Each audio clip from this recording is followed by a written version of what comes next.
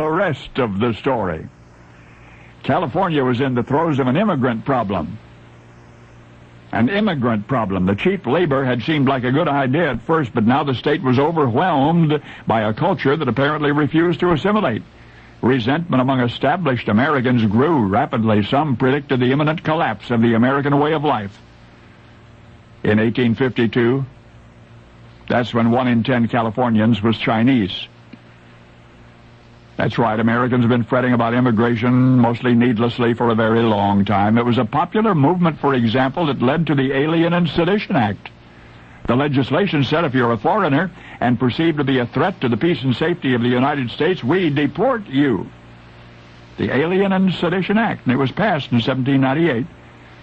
And just who was a foreigner in this land of foreigners? Well, whoever had not been here as long as you, naturally. Even so, colonial America was teeming with a wide variety of nationalities and cultures. Jewish colonists built the first synagogue in America in New York City in 1728, almost a full half-century before our country was a country. America's first immigration crisis occurred during the 1830s and the 40s with the arrival of 1 million Irish, accelerated in the late 40s by Ireland's devastating potato famine. Despite their dire straits, the starving, impoverished Irish were suspected by many of being operatives of the Roman Catholic Church, set to Catholicize the United States. So sincere was this mounting fear that it led to the founding of an anti-immigration, anti-Catholic secret society called the Order of the Star-Spangled Banner. Members nicknamed themselves the Know-Nothings, referring to the standard answer, I know nothing, when questioned about their organization. But the society quickly outgrew its secrecy, now calling itself the American Political Party, and at the height of its influence in the mid-1850s, there were actually 43 American Party representatives in Congress.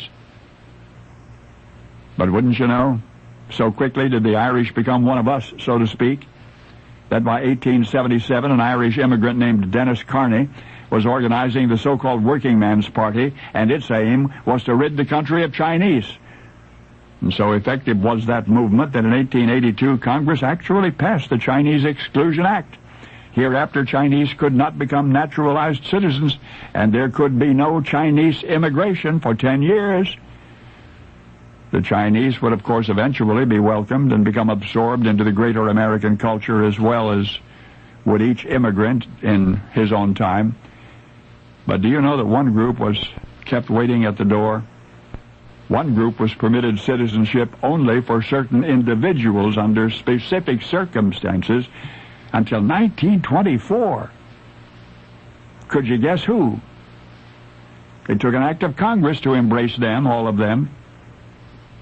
It took legislation called the Indian Citizenship Act. The Indian Citizenship Act.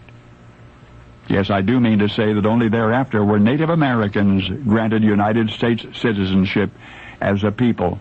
That means our continent's first citizens were our nation's last. And now you know the rest of the story.